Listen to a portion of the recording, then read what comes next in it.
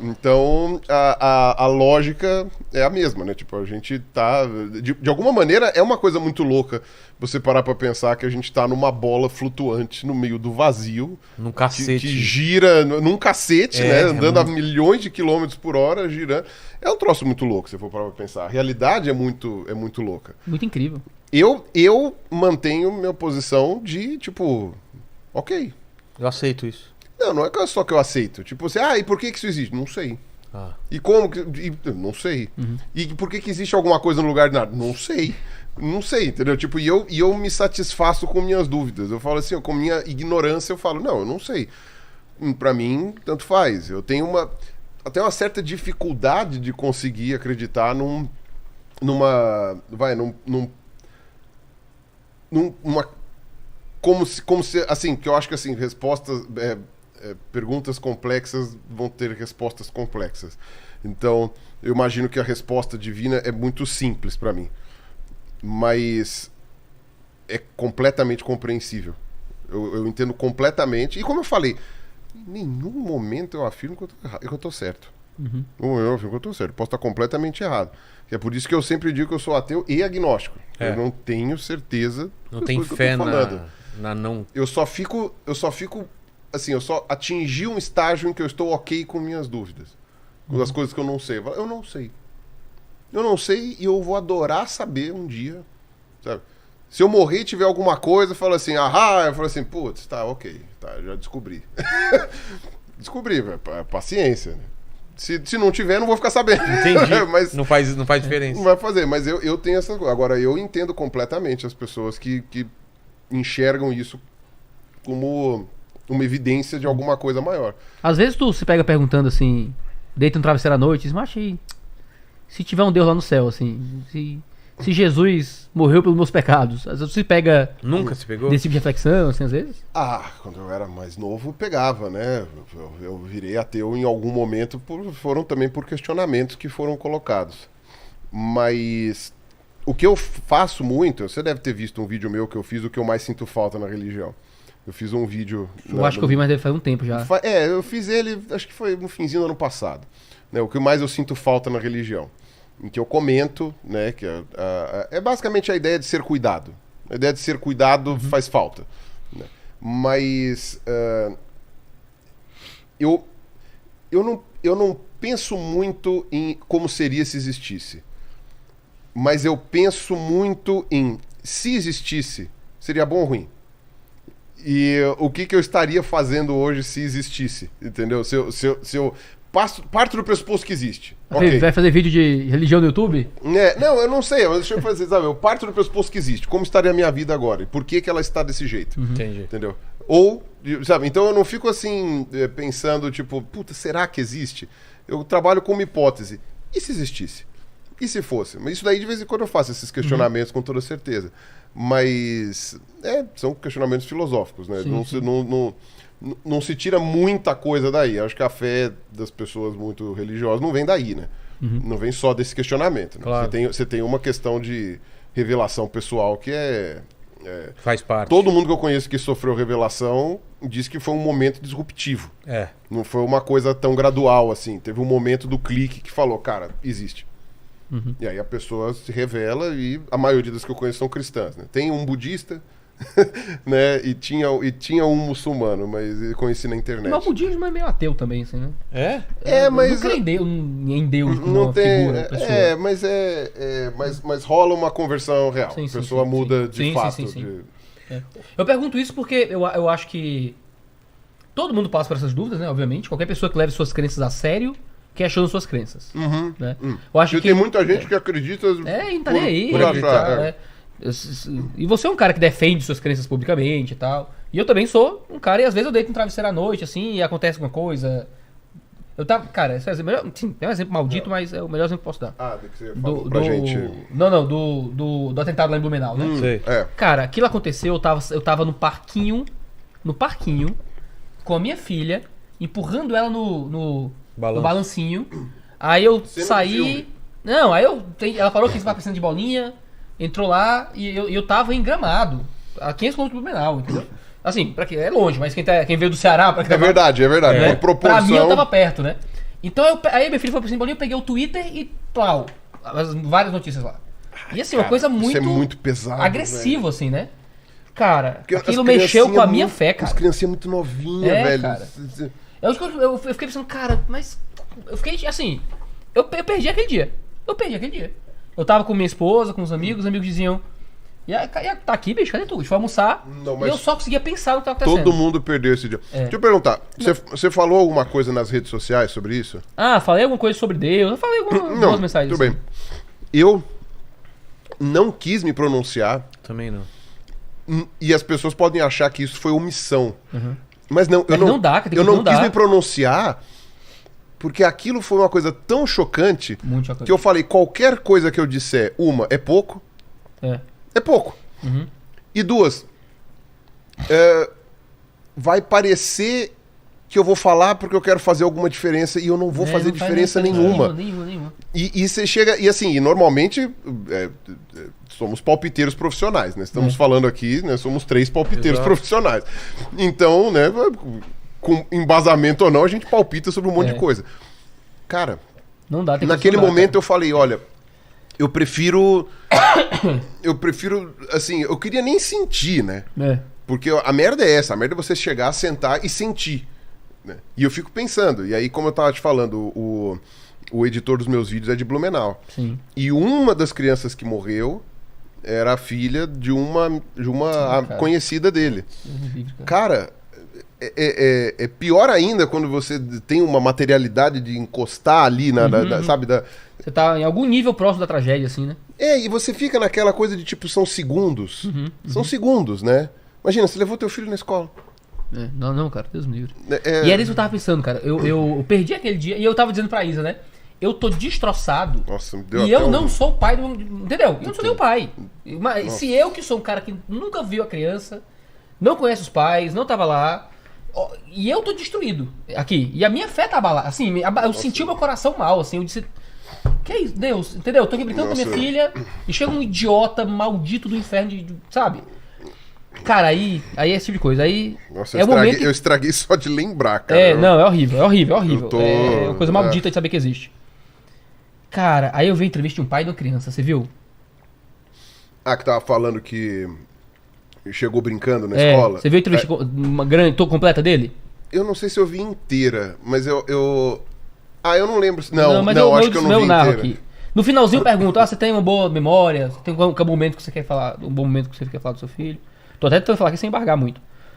E ele fala, né, chegamos aqui brincando, pulando de tal. Só que a entrevista dele completa, ele tá com um cara, um vídeo tem 2 minutos mais ou menos.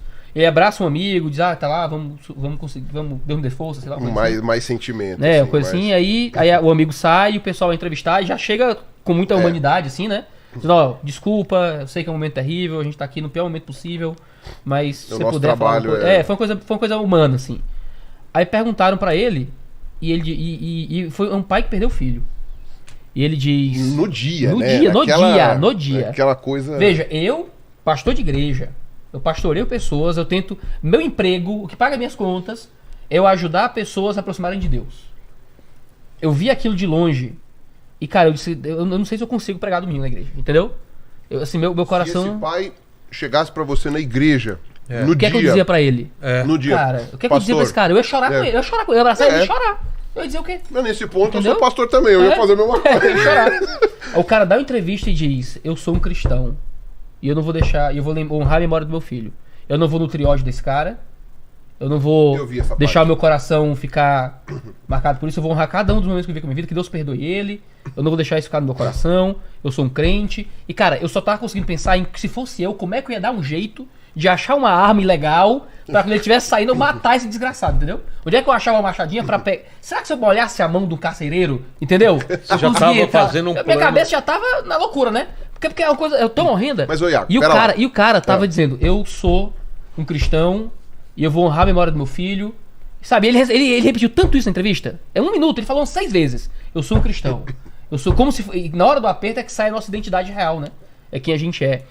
Isso, cara, é uma coisa que me marca muito profundamente, porque nos momentos de dúvida, nos momentos de questionamento, cara, tinha ali um cara que passou pelo o pior sofrimento que um ser humano pode passar, na minha opinião. Perder um filho desse jeito. E ele tava voltando pra fé e pra base da fé dele. Eu sou um cristão. Eu vou honrar a memória do meu filho, não vou deixar isso me derrubar. Que Deus nos ajude a superar isso, sabe? E, cara, é nessas horas que realmente a gente vê como a fé genuína, cara, às vezes é a única coisa que deixa a vida possível, sabe? Sim, porque, cara, isso é fato. Eu digo que eu brinco que Nietzsche foi o último ateu, né? Porque o Nietzsche era o cara que levava muito a sério. Irmãos, Deus morreu, a vida é uma desgraça, nada faz sentido, é uma porcaria e é isso aí. E é isso aí. E é né? isso. Lidem com isso. Né? E a gente, na nossa sociedade, sempre bebe do cristianismo de um consolo, de uma paz. Não, mas o destino, o karma, o universo. Um cristianismo freestyle, né? assim. Um negócio meio isso. E cara, a fé genuína, um cristianismo genuíno é uma coisa que. E é o que você tá dizendo, é o que é que eu sinto falta da religião, né? O perdão de fato. Esse fato genuíno, assim, que eu sei que Deus tá cuidando de mim no momento mais extremo da minha vida. Sabe? No momento mais difícil, no momento mais terrível. E, cara, eu fui fortalecido pela fé daquele cara, sabe? E dizer, puxa, eu tô distante, meu sofrimento é muito melhor que o dele. E ele tava voltando pro que valia, sabe? É o tipo de coisa que me faz olhar, cara, isso é uma coisa tão sobrenatural, isso é uma coisa tão impossível de ser emulada pela simples, sabe? Não, eu gosto do cristianismo que me ajuda a dormir melhor à noite. Cara, isso é uma mudança, uma transformação tão profunda no interior do coração do indivíduo que é uma evidência, claro, não é científica, o que é que seja, mas é uma coisa muito sobrenatural, cara. É sobrenatural, não é uma coisa humana. Sabe, você conseguir contemplar alguém ter esse tipo de força no meio de um sofrimento como esse. Sabe, é uma coisa muito doida. Ô, Leni. Eu não vou falar nada. Aí mas é realmente uma coisa impressionante. Eu não sei como eu ficaria numa situação dessas. Mais uma pergunta. Eu sei. Pergunte. Você falou que estava falando que talvez no momento desse daí você ia procurar onde eu vou arrumar uma arma. Na hora do... Você fica... na hora do desespero, isso aqui. Qual pecado é o mais transgressor? A morte ou a agressão? Como assim? Porque você não precisa matar o cara. Você pode cobrir ele. Você pode cobrir ele de tudo. Coisa, fazer ele... Digamos que o sentimento do meu coração não estava muito preocupado com o que ia transgredir menos além de Deus. Eu ia falar, porque você para pra pensar. Mas isso é uma das coisas, né? A gente tá pregando em Naum. Eu tô expondo Naum lá na igreja, né? A gente tem o costume de expor a Bíblia versículo a versículo. Então eu pego um livro bíblico, começo o capítulo versículo 1 até o último. É bom porque... Passa a Bíblia toda. Você tem muito tempo, né? Dá a vida. Eu expus o livro de Jonas. O livro de Jonas é um livro que fala sobre misericórdia e uma graça de Deus aos piores seres humanos. Né? Os ninivitas eram os piores seres humanos. Se vangloriavam dos atos mais violentos e aterradores. O profeta que não queria ser profeta. Esse livro é muito legal. Aí Deus aparece a Jonas. Jonas é enviado para pregar a mensagem de Deus aos ninivitas. Era uma mensagem que Deus viria para condenar os ninivitas, mas Jonas entende que Deus mandando um profeta para ir contar que eles vão ser condenados, era um jeito de dar uma oportunidade de perdão. E Jonas não quer ir. Esse bando de vagabundo maldito demônio, eu não quero esse desgraçado salvo. Vai pro lado oposto. Ele é de Gat-Hefer, ele desce pra Jope pra pregar um navio pra Tarsis, que fica a 3.000 quilômetros, região da Espanha mais ou menos, ao invés de ir pro outro lado, que era a região da Assíria. E ele vai, prega o evangelho, eles se convertem, eles se arrependem, e Jonas fica com raiva. Eu não quero se desinferir comigo. Né? E Deus trata o coração de Jonas, salva a cidade. Só que uma geração depois, a geração seguinte dos ninivitas volta ao mesmo caminho de violência e ira. E aí Deus levanta o profeta Naum. E agora a gente tá expondo Naum lá na igreja, né? O livro de Naum é uma desgraceira. Por quê? É o tipo de coisa que o pastor não prega geralmente. É violência, é morte, Deus vai vir e Deus vai destruir. Deus vai vir e Deus vai se vingar. A linguagem é essa, Deus vai se vingar. Né? E você sabe como é que... Isso daí foi um aviso. Porque aí foi Naum... Na 2. Eu sabia que isso ia vir. Não na 3. Não, mas depois de Naum vem a vingança de Nínive, né? E foi isso que eu comentei no dia lá no Twitter, que às vezes a gente não entende essas mensagens do Antigo Testamento, de ira, de um Deus vingativo. O Richard Dawkins falava sobre isso, né? Que Deus do Antigo Testamento era um Deus mau e tal. E muito do Antigo Testamento tem esse aspecto de um Deus que vai vir pra vingar o mal do mundo. E a grande questão do problema do mal, né? Às vezes a gente olha pro mal no mundo e a gente pergunta, cara, como é que um Deus bom e poderoso deixa essas coisas acontecerem? E claro, é que entra de novo a questão da fé, né? E que a gente confia em um Deus que tá guiando a história. Eu acho que o problema do mal não passa aí pela resposta científica, o que é que seja, é fé. Eu creio que Deus é bom, apesar dessas evidências que me dizem o contrário, porque a revelação dele explica por que essas coisas acontecem. Não acho que é uma contradição lógica entre Deus ser bom e poderoso e existir mal no mundo. Eu não acho que é logicamente contraditório. Mas eu preciso de uma explicação pra isso, né? E a explicação passa por um Deus que vai vingar o mal do mundo, sabe? Há um Deus que vai vir com justiça, um Deus que vai vir pra pra Não termina depois. dar a justa paga, entendeu? Esse tipo de coisa. E é a única coisa que dá esperança, cara. É por isso que eu acredito no inferno, como eu falei no começo do... Não sei se tava a câmera ligada ou não. Tava. Tava ligado, né? Eu falei, por isso que eu acredito no inferno, sabe? Eu acredito em um Deus que virá pra punir, né? Eu não consigo acreditar... Eu não consigo acreditar que vale a pena estar em um mundo em que essas coisas acontecem, sabe? E que é 30 anos de cadeia e só isso, sabe? Mas esse...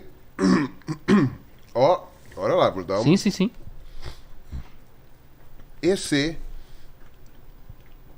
Essas pessoas são... por exemplo, que nem o pessoal brincava, né? Brincava não, né? Na época não era nenhuma brincadeira. Que o Átila, o Uno, era o flagelo de Deus.